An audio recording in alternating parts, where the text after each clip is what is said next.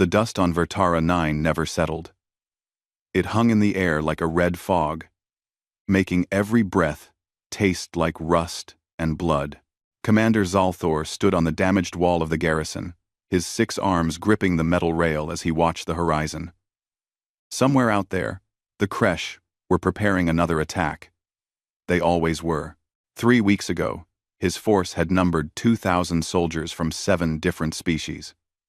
Now, barely 200 remained. The rest were dead, wounded, or missing. The coalition had promised this would be a simple mining operation. They had promised the Kresh wouldn't dare attack a coalition world. They had been wrong. "Commander, we have incoming fire on the eastern sector," his communication officer called out. The young Viridian's voice cracked with exhaustion. None of them had slept properly in days. Zalthor moved quickly despite his fatigue. His species was built for endurance, but even he had limits. The eastern wall shook as Kresh artillery found its mark. 3 more soldiers down, 3 more families that would receive the news, 3 more reasons why this war needed to end. But it wouldn't end. Not here. Not today. The Kresh wanted Vertara 9 for its rare minerals, and they were willing to throw endless warriors at the planet until the coalition broke. And break they would. Zalthor had run the numbers. At their current rate of casualties, the garrison would fall in less than a week. He made his way to the command center, a reinforced bunker that had seen better days. The walls were scorched black from a near miss 2 days ago. Half the screens were dead, showing only static. The other half displayed maps that grew smaller with each update as they lost more ground. "How much ammunition do we have left?" Zalthor asked. His supply officer, a small Tixian with gray skin, looked up from his datapad. 15%, Commander. Maybe less. And that's counting the damaged rounds. 15%. Zalthor felt something heavy settle in his chest. It wasn't fear. Exactly. He had accepted his death weeks ago, but the thought of his soldiers dying for nothing, of the Kresh claiming this world, of the coalition losing another battle, that hurt more than any wound. "Send a message to Coalition Command," Zalthor said quietly. "Emergency channel. Tell them we need reinforcements. Any species, any number. Even a single squad would help us hold longer."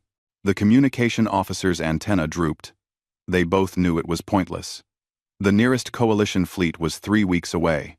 By then, there would be nothing left to reinforce. But they had to try. It was all they could do. The message went out into the void, carried by faster-than-light communication across the galaxy. It reached a dozen worlds, was read by a dozen commanders, and was filed away by a dozen bureaucrats who marked it as unfortunate but unavoidable. But one world received the message differently. On Earth, in a military base called Fort Bradley, Lieutenant Colonel Jake Morrison read the transmission 3 times. He was a tall man with gray hair starting to show at his temples, and eyes that had seen too many battles. He had been a soldier for 24 years, and he knew a desperate call when he heard one. "Sir, are we responding to this?" his executive officer asked. Major Frank Chen stood at attention, waiting for orders. Morrison looked at the star map on his screen. Vertara 9 was at the edge of Coalition space, right where human territory met the rest of the galaxy.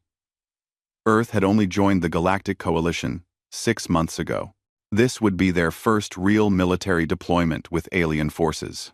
"Get me General Patterson," Morrison said.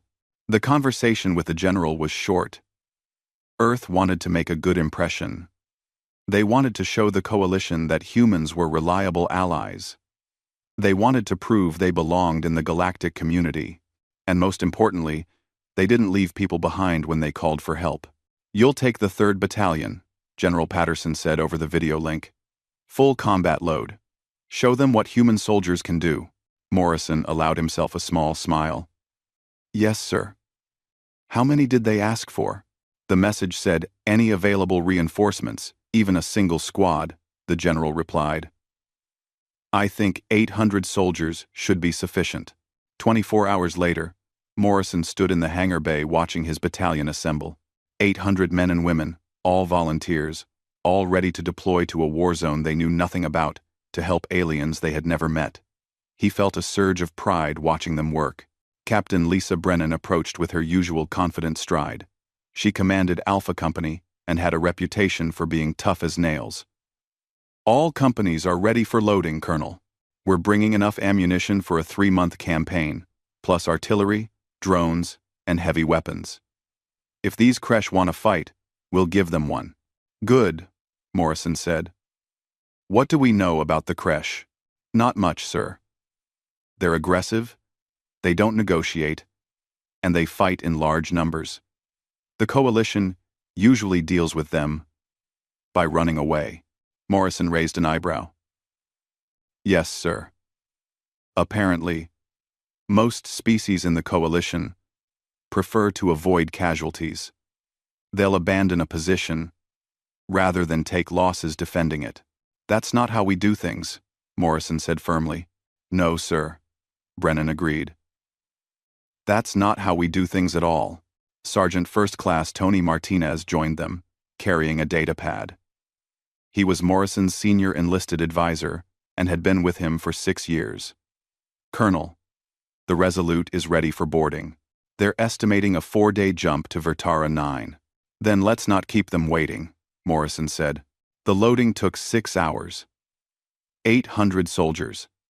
Their equipment, vehicles, weapons, and supplies all had to be secured for faster-than-light travel. The Resolute was a massive transport ship, but even it felt crowded with a full battalion aboard. As the ship prepared to jump, Morrison stood in the observation deck, looking at Earth shrinking behind them. Somewhere in the galaxy, 200 soldiers were holding a wall against impossible odds. They had asked for help. They had asked for a squad. They were going to get a battalion. Morrison didn't know if it would be enough. He didn't know if they would arrive in time. He didn't know if his soldiers would come home. But he knew one thing with absolute certainty. When Earth made a promise, Earth kept it. The Resolute's engines hummed, reality bent around them, and they jumped into the unknown. 4 days to Vertara 9. 4 days to prove that humanity belonged among the stars. 4 days until Commander Zalthor got his reinforcements. The Kresh had no idea what was coming. Commander Zalthor was checking ammunition counts when the alarm sounded. His communication officer jumped from his seat, all 4 eyes wide with surprise. "Commander, we have a ship emerging from faster-than-light travel. It's huge." "Sir," Zalthor felt his heart skip. If they were bringing in heavy equipment, the garrison wouldn't last another day. "Battle stations. Get me a visual." The main screen flickered to life, showing a massive vessel hanging in orbit above Vertara 9. But it wasn't Kresh. The design was unfamiliar, blocky, and functional, rather than the flowing organic shapes the Kresh preferred. "Sir, I'm receiving a Coalition identification code," the communication officer said, his voice shaking. It's the reinforcements." Zalthor stared at the screen. "That can't be right. I asked for a squad. That ship could carry thousands." "Sir, they're requesting permission to land. They say they're from Earth." "Ah, Earth." Zalthor had heard of them. The newest member of the Coalition. A species from a small world on the edge of explored space. They had no military reputation because they had never fought alongside Coalition forces before. Some species whispered that humans were weak, others that they were dangerous. No one really knew. "Grant them permission," Zalthor said, "and get me a count of how many soldiers they brought. What happened next would be talked about in the garrison for the rest of their lives." The transport ship, which the humans called the Resolute, began deploying landing craft. Not 1. Not 5. 24 landing craft, each carrying soldiers and equipment. The communication officer's hands trembled as he read the sensors. "Sir, I'm counting individual combat signatures.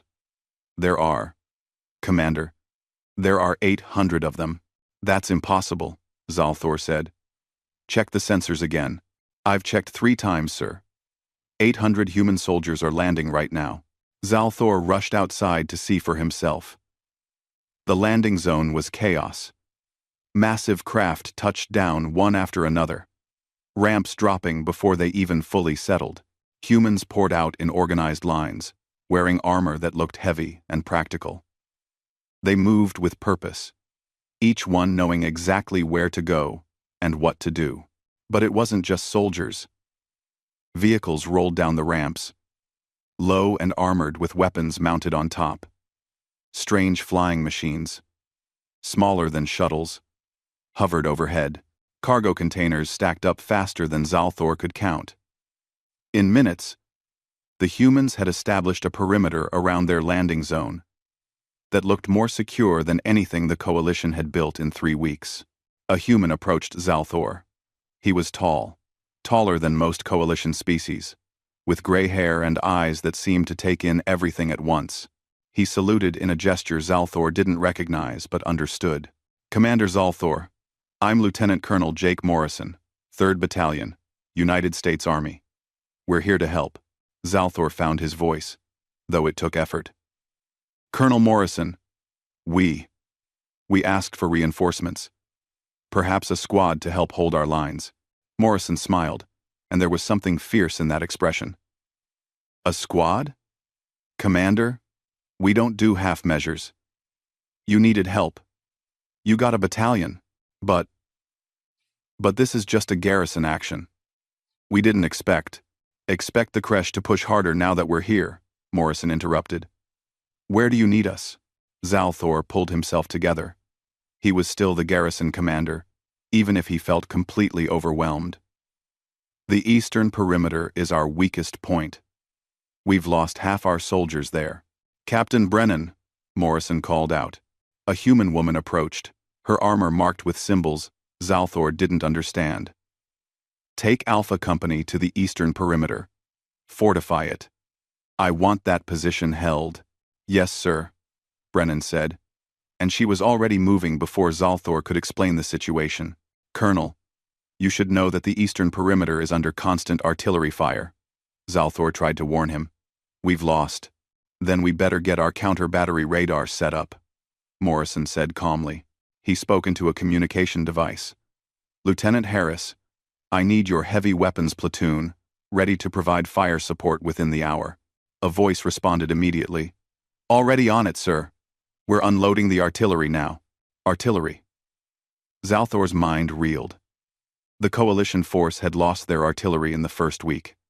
They had been fighting with just small arms for 2 weeks. These humans had brought artillery as if it was normal. Over the next 4 hours, Zalthor watched something he had never seen before. The humans didn't just take up positions. They transformed them. They dug trenches deeper, built walls higher, created firing positions that interlocked to cover every angle. They strung wire that would slow down attackers. They planted devices in the ground that Morrison called mines. "Those will explode when the Kresh step on them," Morrison explained when Zalthor asked. "That seems excessive," Zalthor said carefully. Morrison looked at him with those calculating eyes. "Commander, the Kresh have been pushing you around for 3 weeks. That ends now. We're not here to barely survive. We're here to win." A young human soldier, his name tag reading Cooper, approached carrying medical supplies. "Sir, we've set up a field hospital. We're treating the Coalition wounded now." "Coalition wounded?" Zalthor asked. "Yes, sir," Cooper said. "Corporal Blake, our medic, is checking everyone. She said some of your people have injuries that weren't treated properly." Zalthor felt something warm in his chest. "You're treating our soldiers?" Morrison looked surprised by the question. "Of course. We're all on the same side." That evening, Zalthor walked through the garrison with Morrison. Everywhere he looked, humans were working. They didn't stop. They didn't complain. They just kept building, preparing, organizing. His own soldiers watched with amazement, and many had already started copying what the humans were doing. "I don't understand," Zalthor admitted. "Your planet just joined the Coalition. This isn't your fight. Why send so many soldiers?" Morrison stopped walking and looked at the red sky of Vertara 9. "Commander, On Earth, we have a saying, we leave no one behind. You called for help. That makes it our fight. But 800 soldiers for 200 coalition troops seems like exactly what you need to turn this around, Morrison finished. Commander, I've read the reports. The Kresh have been using numbers against you. They attack in waves, wearing you down, making you spend ammunition you can't replace. That strategy works against species that avoid casualties. He paused. It won't work against humans. Why not? Zalthor asked. Because we're willing to stand and fight. Because we brought enough ammunition to fight for months, not days. Because when humans say they'll hold a line, they hold it. Morrison's voice was firm. The Kresh are about to learn something new about the galaxy. They're about to learn what happens when they push humans. That night, Kresh scouts observed the human arrival from hidden positions in the hills. They counted the soldiers, the vehicles, the weapons. They noted the strange way humans organized their defenses. Then they reported back to their commander. The Kresh commander looked at the report and laughed. More prey had arrived. Excellent. They would break just like all the others. He ordered an attack. For the next morning, 3,000 warriors, enough to overrun any position the coalition had ever held. The Kresh had fought the coalition for 50 years. They knew how every species fought. They knew when they would run, when they would surrender, when they would break. But they had never fought humans before. On the eastern perimeter, Captain Brennan checked her rifle one last time and looked at her soldiers. They were ready. They were always ready. Tomorrow, the Kresh would come. Tomorrow, they would learn that humans were different. Tomorrow, the war would change. The attack came at dawn, just as Captain Brennan expected. The Kresh never changed their tactics. Why would they? Their tactics always worked. The sun was barely over the horizon when the sensors started screaming. Brennan stood in the command post that her company had built in just 2 days, watching the screens. Red dots appeared on the display, hundreds of them, moving toward the eastern perimeter in a massive wave. Contact, 3,000 meters and closing. Her radio operator called out. Looks like 3,000 enemy combatants. Maybe more. Brennan picked up her radio.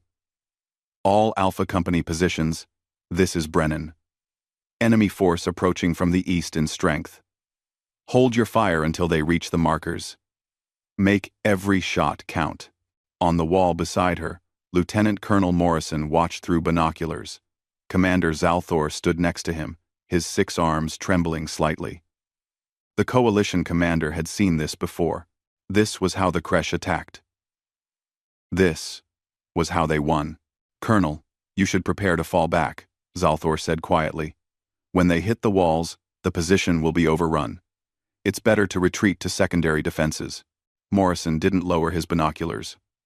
We're not falling back, Commander. But there are 3,000 of them, maybe more.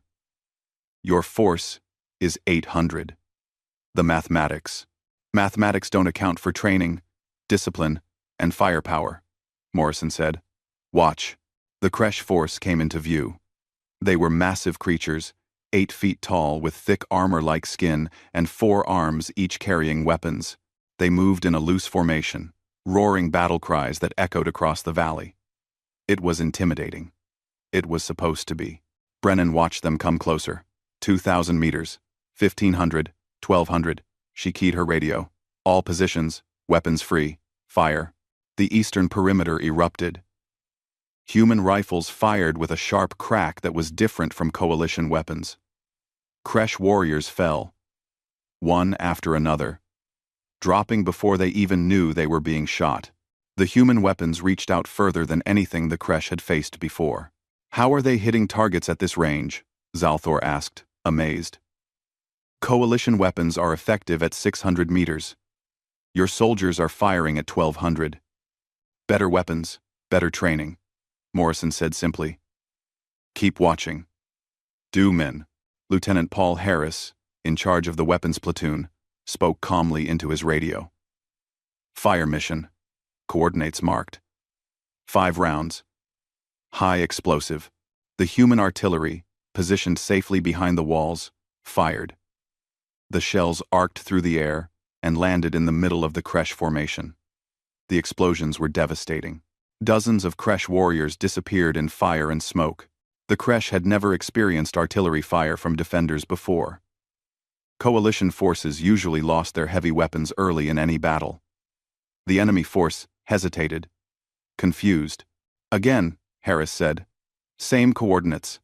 Adjust 200 meters north. More shells fell. More Kresh died. The attack wave started to break apart as warriors looked for cover that didn't exist in the open valley. But the Kresh were brave. Brennan had to give them that. Despite their losses, they kept coming. They reached 1,000 meters, then 800. Human rifles kept firing. Steady and accurate. Every shot was aimed. Every shot hit. Coalition soldiers watched in disbelief as human soldiers fired, reloaded, fired again, without panic or fear. Sergeant Tony Martinez was on the northern section of the perimeter with a squad of young soldiers. Private Cooper was next to him, firing his rifle with the same rhythm Martinez had taught him in training. "Sergeant, there's so many of them," Cooper said, his voice tight. "Then we have plenty of targets," Martinez replied calmly. "Aim. Breathe. Squeeze. You know how to do this." A coalition soldier, a Viridian named Crix, crouched behind the same wall. He had fought for 2 weeks, watching his friends die one by one. He had expected to die today, but the humans next to him weren't dying. They were fighting. "Why aren't you afraid?" Crix asked. Martinez glanced at him while reloading. "I am afraid. Fear keeps you sharp, but I'm more afraid of letting my squad down." He slapped a new magazine into his rifle. "Besides, we trained for this." The Kresh didn't. At 600 meters, the Kresh charge hit the minefield. Explosions rippled through their ranks. Warriors fell, injured and confused. Their formation broke completely. "All units, target clusters," Brennan ordered. "Pour it on." The human soldiers shifted fire to the groups of Kresh that had stopped, uncertain whether to advance or retreat. The artillery kept firing, methodical and precise. Warrant Officer Greg Sullivan flew his combat drones overhead, marking targets and providing real-time intelligence. "Colonel, they're starting to fall back," Sullivan reported over the radio. Morrison watched through his binoculars. The Kresh warriors were indeed retreating, dragging their wounded with them. What had started as an overwhelming attack was now a rout. "Cease fire," Morrison ordered. "Let them go. I want our ammunition for the next wave." The guns fell silent. The valley was covered in smoke and blood. Human casualties. 3 wounded, none killed. Kresh casualties. Over 800, dead or wounded. Zalthor couldn't speak. In 3 weeks of fighting, the coalition had never inflicted such losses on the Kresh. In 4 hours, the humans had broken an attack that should have overrun the entire garrison. "How?" he finally managed to ask. Morrison turned to him. "Training, Commander. Human soldiers train constantly for situations like this. We practice until shooting becomes automatic, until following orders becomes instinct. The Kresh are brave, but bravery alone doesn't win battles." A medical team brought in a wounded Kresh warrior who had been left behind. Corporal Nina Blake, the company medic, started treating his injuries despite the alien's size and appearance. The Kresh tried to resist, confused why an enemy would help him. "Hold still," Blake said firmly. "I'm trying to save your life, you idiot." Morrison approached the prisoner. Through a translation device, he asked, "Do you understand what happened today?" The Kresh warrior looked at him with something Morrison recognized. Fear. You are not supposed to fight like this. Prey species don't hunt. They run." "Son," Morrison said quietly, "humans didn't get to the top of our food chain by being prey. We're predators who learn to think.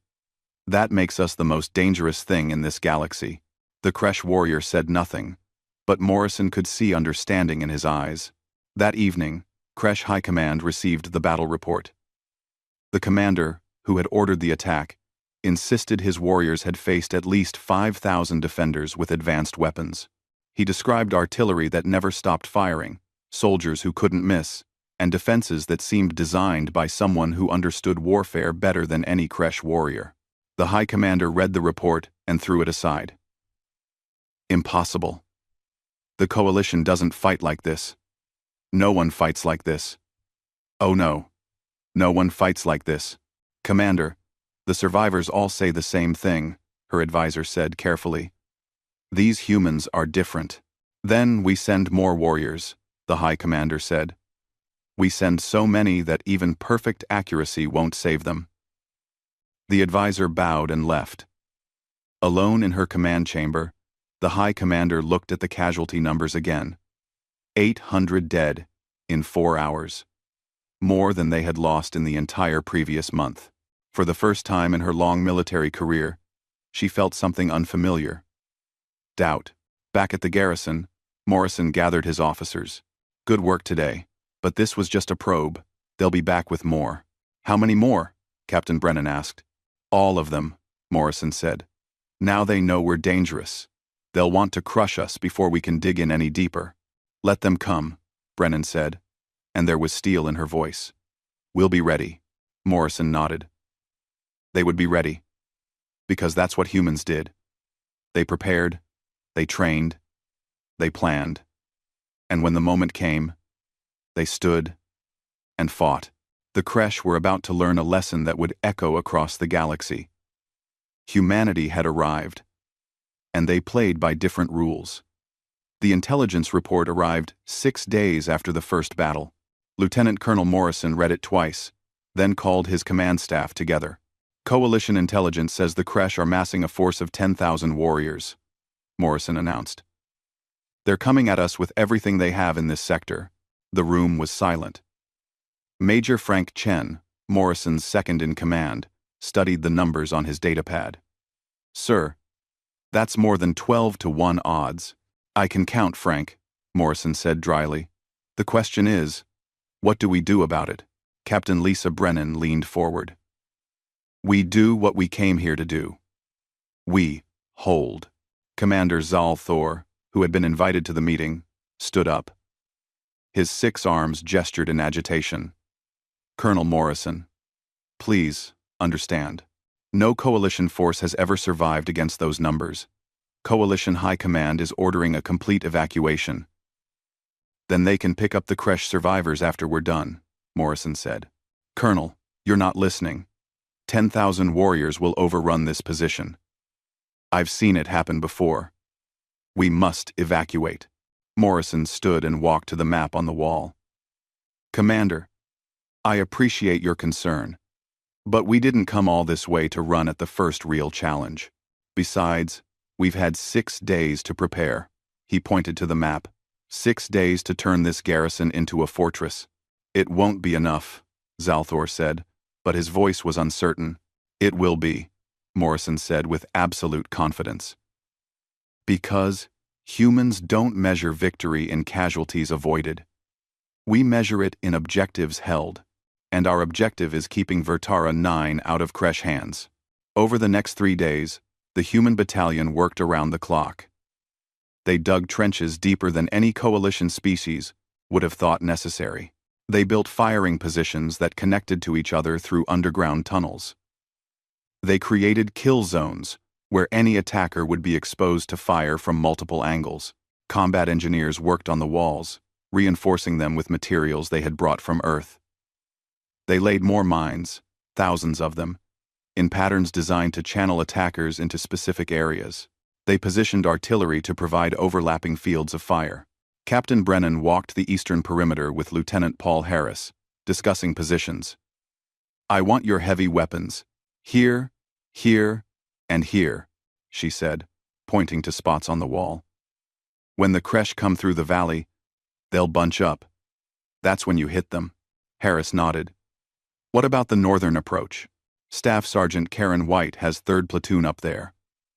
I want her to hold until the Kresh are committed to the eastern assault. Then, hit them in the flank.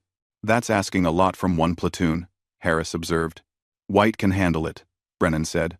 Her people are solid. Indeed, Staff Sergeant White was already preparing her platoon. She walked each position with her soldiers, explaining the plan 3 times to make sure everyone understood. Private Cooper was one of her machine gunners, and she spent extra time with him. Cooper, when this starts, you're going to be scared, White said. Everyone gets scared. The difference is what you do with that fear. Yes, Sergeant, Cooper said. I won't let you down. I know you won't, White said. She clapped him on the shoulder. You're a good soldier, Cooper. Trust your training. Coalition soldiers watched the preparations with growing amazement. Some, like Crix, the Viridian, volunteered to fight alongside the humans. Commander Zalthor tried to discourage them, but his soldiers insisted. We've watched them prepare, Commander, Crix said. We've seen how they fight.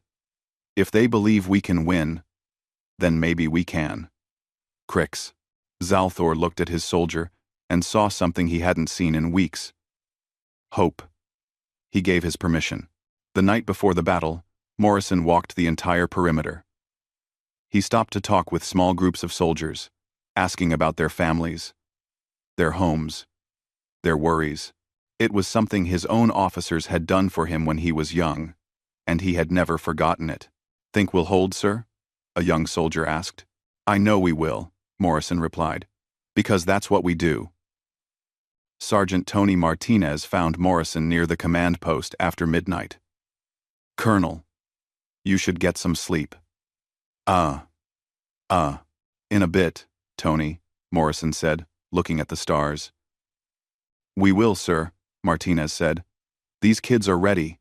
They might be scared, but they're ready. The attack began at sunset.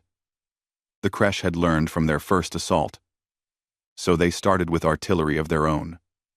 Shells rained down on the garrison walls, but the humans had prepared for this. Most soldiers were in protected positions, and the ones who weren't had cover close by. Counter-battery fire, Lieutenant Harris ordered calmly. His artillery crews had already calculated the firing positions. Human shells arced out and destroyed 3 Kresh gun positions in the first 5 minutes. Then the warriors came. 10,000 of them, moving across the valley like a living wave. They roared their battle cries, trying to intimidate the defenders. Inside the garrison, young soldiers gripped their rifles tighter. Steady. Officers called out. Hold your fire. Wait for the word. Theirs. Morrison watched from the command post. The Kresh were using the same tactics as before, just with more warriors. They hadn't adapted. That was their mistake. All units, fire at will. Morrison ordered. The battle began. For 14 hours, the fighting never stopped. The Kresh came in waves, trying to overwhelm the defenders through sheer numbers. But the human positions held. Soldiers rotated through the firing line, keeping fresh troops at the wall while others rested. It was a technique the coalition had never seen before. Captain Brennan's Alpha Company held the eastern wall, the main Kresh target. The fighting there was brutal. Kresh warriors made it all the way to the walls 3 times. And 3 times, they were thrown back. Brennan moved constantly along her line, directing fire, encouraging her soldiers, filling gaps where needed. Captain, we're low on ammunition on the south section, a lieutenant reported. Runners, get ammunition from the reserve, Brennan ordered without hesitation. 2 soldiers sprinted to the supply point and returned with heavy crates. The ammunition never ran out because the humans had planned for sustained combat. On the northern perimeter, Staff Sergeant White waited until the Kresh committed their reserve forces to the eastern assault. Then she led her platoon in a sudden attack on the enemy flank. The Kresh, focused on breaking the eastern wall, didn't see the threat until it was too late. Private Cooper fired his machine gun in short, controlled bursts, just like he had been taught. Kresh warriors fell, and their attack faltered. White's platoon held for 2 hours under heavy pressure before falling back to their prepared positions. But the damage was done. The Kresh attack lost its coordination. Around midnight, Sergeant Martinez led a raid on the Kresh command post. 20 soldiers moved through the darkness, using night vision equipment that turned the battlefield green and clear. They reached the enemy headquarters and destroyed it with explosives, killing the Kresh commander directing the assault. Corporal Nina Blake worked throughout the night in the field hospital, treating wounded from both sides. Human casualties were surprisingly light, thanks to body armor and good tactics. But there were injuries, and Blake treated each one with the same careful attention. A coalition soldier was brought in with a serious wound. Blake worked on him, while a Kresh warrior lay on the next table, also being treated. The coalition soldier stared at his enemy. "Why are you helping him?" the coalition soldier asked. "Because he's wounded," Blake said, not looking up from her work. "On this table, he's just another patient." Commander Zalthor fought alongside Captain Brennan for most of the night. He had never experienced combat like this. The humans never panicked. They never ran. When one position was threatened, others moved to support it. They fought as one unified force. "How do your soldiers keep going?" Zalthor asked during a brief lull. "Coalition troops would have broken hours ago." Brennan reloaded her rifle. "Because we're all counting on each other. If I break, I let down everyone in my company. If my company breaks, we let down the battalion. No one wants to be the weak link. But the casualties are lighter than they should be because we prepared properly," Brennan interrupted. "Commander, warfare isn't about bravery alone. It's about planning, logistics, training, and discipline. The Kresh have bravery. We have everything else." Dawn came slowly. As the sun rose, the Kresh attack finally stopped. The warriors pulled back, exhausted and broken. Of the 10,000 who had attacked, more than 4,000 lay dead or wounded in the valley. The human battalion had held every position. Human casualties, 23 killed, 67 wounded. It was a miracle of modern warfare. Morrison stood on the wall, watching the Kresh retreat. Next to him, Commander Zalthor was silent, trying to process what he had witnessed. "We won," Zalthor finally said, his voice filled with wonder. "We held," Morrison corrected. "There's a difference." But they both knew that something had changed. The Kresh had thrown everything they had at the garrison and failed. Word would spread. The galaxy would know that humans didn't fight like other species. The long night was over. The battle was won, and humanity had proven itself. The Kresh High Commander stood in her war room, reading the battle report for the 5th time. The words didn't change. 10,000 warriors sent to crush a small garrison. 4,000 dead, 2,000 wounded. The attack had failed completely. Her senior advisor stood silently, waiting for orders. He had never seen the High Commander like this. She was always confident, always aggressive. Now, she just stared at the numbers. "They lost 23 soldiers," she said quietly. "We lost 4,000. And they lost 23. The humans fight differently than any species we've encountered," the advisor said carefully. "Their weapons reach further. Their soldiers don't break.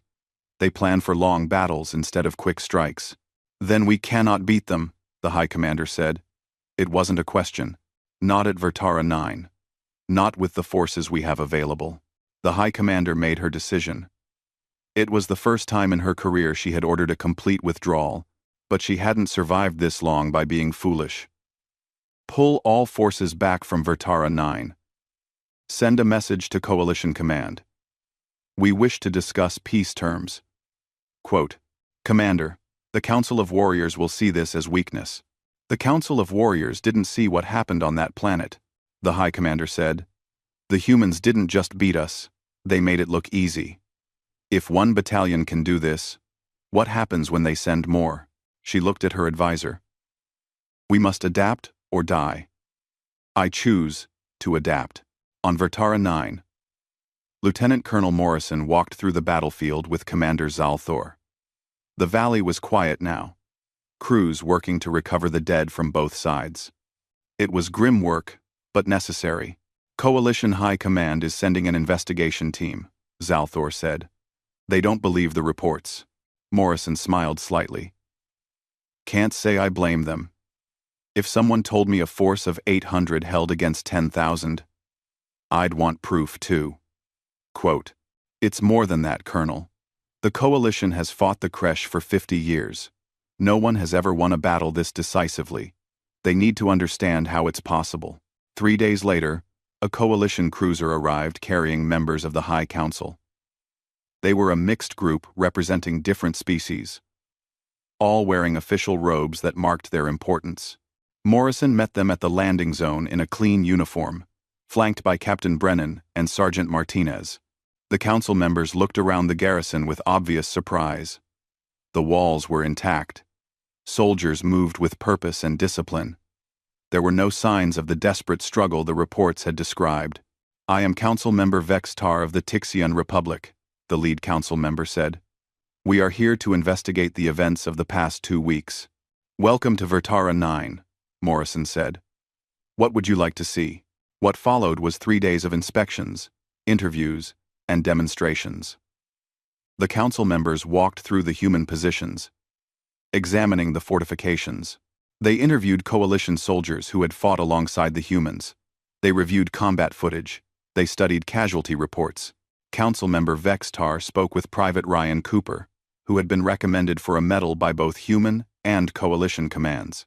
"You're very young," Vextar observed. "This was your first combat experience?" "Yes, sir," Cooper said. "But we trained for 2 years before deploying. By the time we got here, I knew my job." "And you weren't afraid?" Cooper hesitated. "I was terrified, sir. But Staff Sergeant White taught me that being scared is okay. It's what you do when you're scared that matters." Vextar interviewed dozens of soldiers and heard the same themes repeatedly. Training, discipline, teamwork, planning. The humans had taken concepts the Coalition knew about and pushed them to levels that seemed excessive until they worked. On the 3rd day, the Council requested a formal briefing. Morrison stood before them in the command center. A holographic display showing the battles. "The Kresh employ mass assault tactics," Morrison began. "They rely on numerical superiority to overwhelm defensive positions. This works against opponents who panic or who lack the ammunition for sustained combat." He changed the display to show human positions. "We countered by creating defense in depth. Multiple fallback positions, interlocking fields of fire, and stockpiles of ammunition at every position. When the Kresh attacked, they faced fresh troops, no matter how long they fought."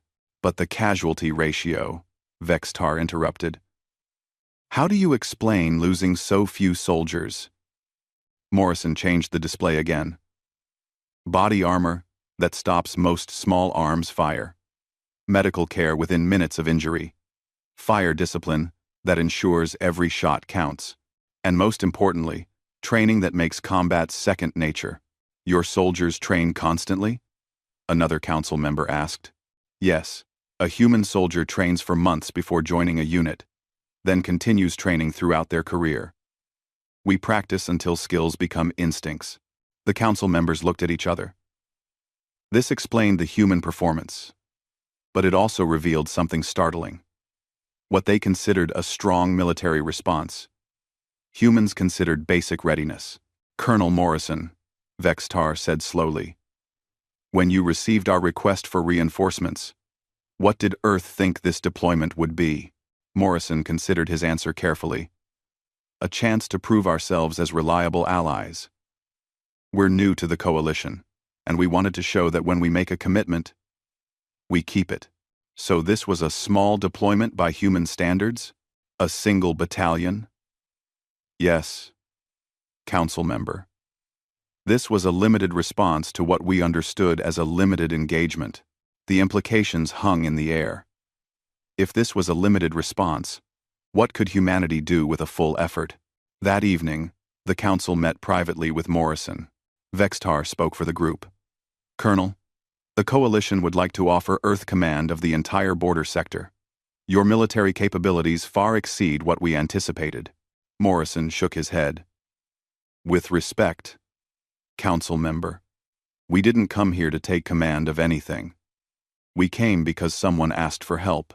But surely you see the strategic value.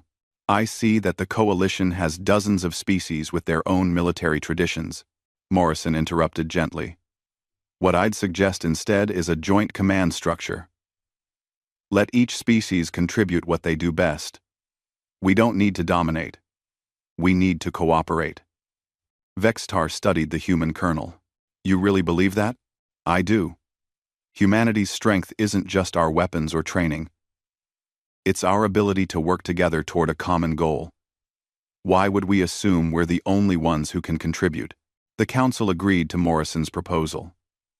In the coming months, human military advisors would work with coalition forces, sharing tactics and training methods, but command would remain joint, with respect for each species' contribution. 2 weeks after the battle, the human battalion prepared to return to Earth. Coalition soldiers gathered to watch them leave, many having formed friendships with their human counterparts. Crix, the Viridian soldier who had fought alongside Sergeant Martinez, approached with a gift. It was a traditional Viridian honor blade, given only to proven warriors. You taught me that fear is acceptable, Crix said. You taught me that training matters more than bravery. You taught me that surrender is a choice, not an inevitability. Martinez accepted the blade with genuine emotion.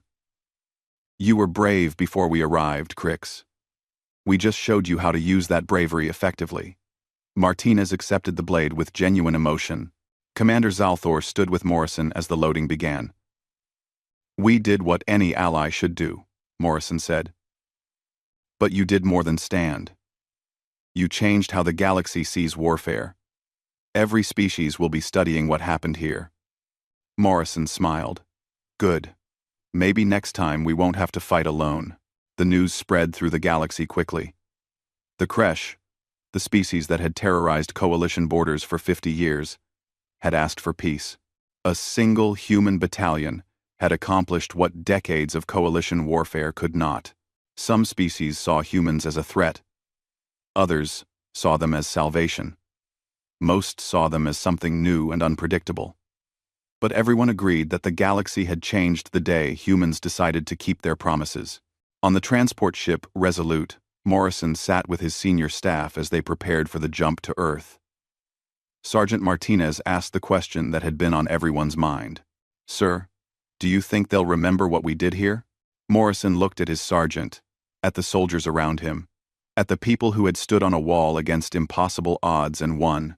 Tony, we just taught the entire galaxy that when humans make a promise, we don't send a token force. We send what's needed to win. We sent 800 soldiers to save 200. We lost 23 people doing it, and we'd do it again tomorrow. The Resolute jumped to faster-than-light travel, leaving Vertara 9 behind. On the planet's surface, construction crews were already building a monument. It would be made of stone quarried from the valley where the battle was fought, and it would stand for 1,000 years. The inscription was simple.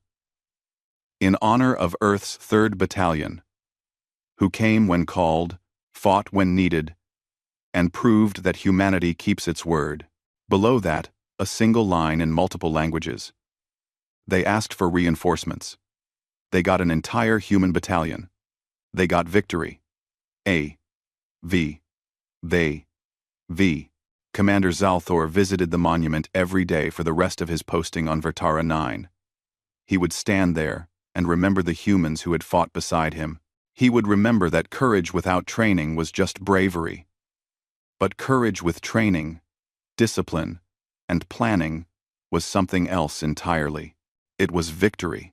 Across the galaxy, military academies added new chapters to their textbooks. The defense of Vertara 9 became required study for every officer candidate. The human battalion's tactics were analyzed, debated, and adapted by dozens of species. But the most important lesson wasn't about tactics or weapons. It was about reliability. When Earth said they would help, they meant it. When humans made an alliance, they honored it.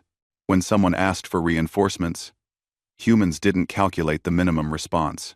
They sent enough to win. and the galaxy would never be the same.